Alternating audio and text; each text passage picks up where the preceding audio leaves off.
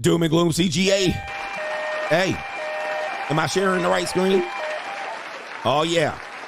Doom and Gloom CGA. We got more bad news. We've hit unprecedented levels of debt. And I've been sharing this with you. If you remember the old Blue Chip Mindset streams that I used to do, we used to show the U.S. debt clock in real time. And I always tell you what my Indian mate told me. He was a client of mine, and he was like, man, we cannot sustain this. This is impossible to sustain. Now, we don't want to bring too much doom and gloom to the future generations of people. You'll still be alive. All right, you'll still be alive. You ain't going nowhere. But the old America is gone. And by the way, old America has been gone. But check this out. U.S. national debt hits a new record, $35 trillion. All right, let me hit it right there.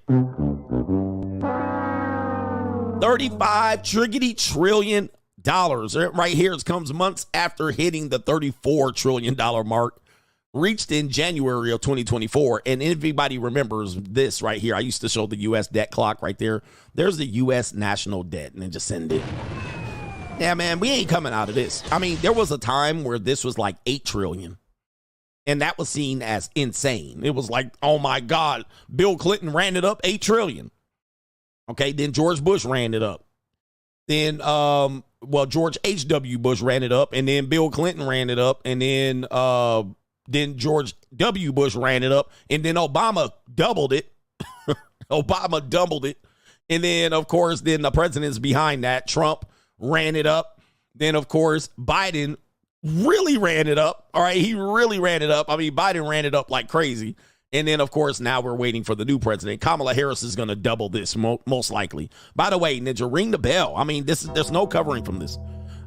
And all we're doing, our solution for the morons, the economically savvy, poverty-stricken people, they just say print more money. Well, that's going to create more debt. I mean, we ain't getting out of this.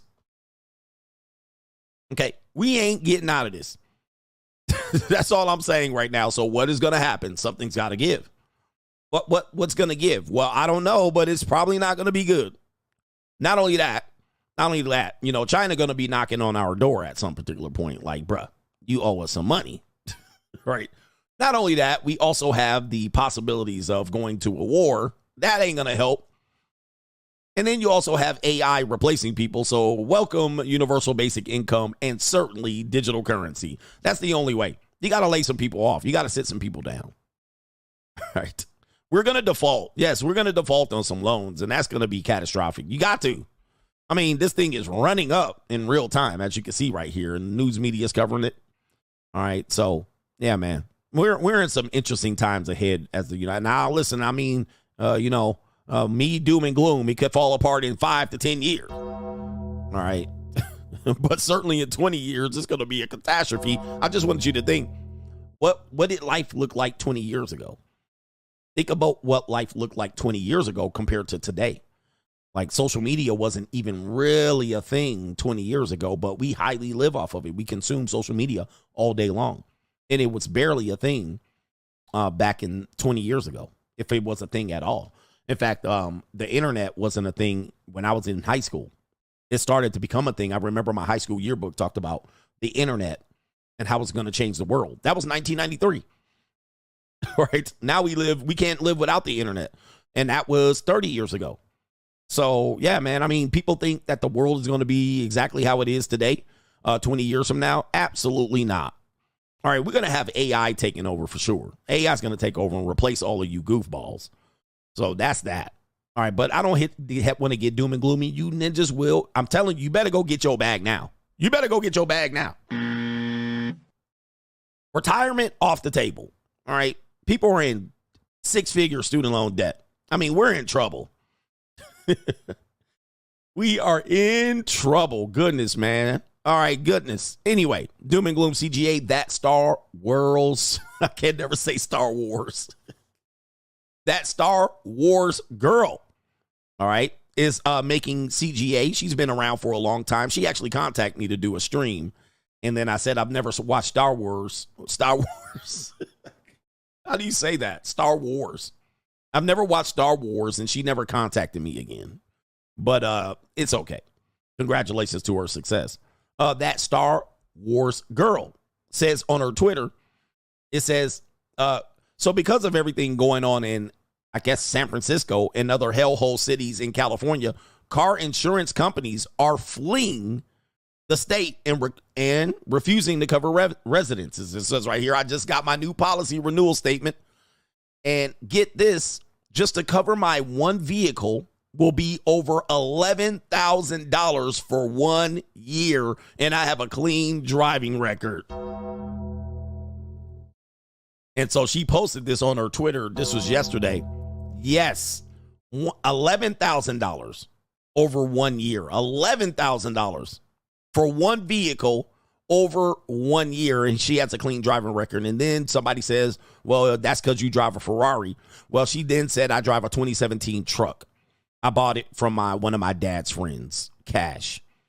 She has it's for full coverage for both me and my husband. Yeah, I mean, yeah, man. Look, it's going crazy. It's going nuts, man. California's a mess. I mean, if anybody saw my video yesterday, people were like, well, why did you leave California? Man, fuck California, right? California, way too expensive to live. Even if you make good money, it's way too expensive. All right, it's getting nuts. And Californians are sitting ducks because they want to leave, but they can't leave. And every time I, see a person that is either a Californian or, and I lived in California for 30 plus years. Okay, so, and I moved here to Nevada 2 years ago. And I'm going to tell you, man, Californians always want to leave. They're like, how is it? Can you live there? Is it stuff? And I'm like, let me tell you something. You got to give up on the beach, the weather. You got to give that shit up, right? Because Californians want to live like somewhere that is like California, but for less money. And I'm like, that place doesn't exist. California is California. So you're going to pay for it. That's what you're paying for it. I call it the sun tax. Some people call it the women, weed, and weather tax. All right, shout out to Kendra Lamar. But that's what you're getting what you pay for. So you still can't make it out there. You got to hustle. A lot of people they're drowning financially, but they want to stay in California. And they're like, well, if I move to Nevada or Texas, I want it to be like California. Well, if it was like California, it would be expensive there too. You stupid ass. So they're trapped there. They're like, oh, I want to leave, but I don't know. I don't want my family and my wife and my friends, my wife family. Just leave. Again, a lot of people are trapped. A lot of people are literally trapped in their house, in their lifestyle, with their family, with their wife. They're trapped. People don't want to move. That's what the best thing about me, when you're a free agent, you can just up and move. You can be like, I ain't got to listen to the wife. No, I don't want to leave the women, weed, and weather. Women, weed, and weather. Women, weed, and weather. All right. So, yeah, he said you can go to Mexico. All right, yeah, but I don't know if I want to go there. You're going to have to meet the cartel at some point. But, man, I'm going to tell you, man, Californians don't want to leave. So they get out here drowning. $11,000 for car insurance on a 2017. Shit. All right, shout out to them, man. Man, it's getting crazy around here. And that's just not California, but California and Florida. These places are getting, these insurance companies are like, nah, we ain't covering this mess because it's getting far too much. So you're getting the squeeze from one way or the other. So the squeeze doesn't come from, you're getting the squeeze from employment. You're getting the squeeze from insurance companies, the squeeze from property tax. You're getting the squeeze from your inability to be able to afford the basic income lifestyle. You're getting the squeeze from the housing market. You're getting the slow squeeze. All right. You're getting the slow squeeze. So that's where people are feeling it. And then you think, okay, well, I'm going to minimize and I'll, live on a budget and I'll live frugally, but they going to get you one way or another. And for me, I believe this. You might not believe this. This is a short-term depopulation agenda. All right. It's they have a longer plan to really freeze you guys out. Slowly. Like there's a lot of people there's more inventory of people selling their houses. Guess what? There's not a lot of buyers. Okay. There's not a lot of buyers. I told you that this was going to come, and people are losing value in their homes and they're trying to get out. And I'm like, they're trying to get out, but they're going to be stuck, and they're stuck. Again, that's why I tell you, houses are not liquid assets. So when you want to sell your house, what if you're in a market like this? You're like, oh, I'll sell. Obviously people will buy. All right, there's still value in the house. We're losing value, so let me sell. They put it on the market, nobody buying. All right, so Guys, New world good order. luck out here. That's Doom and Gloom CGA.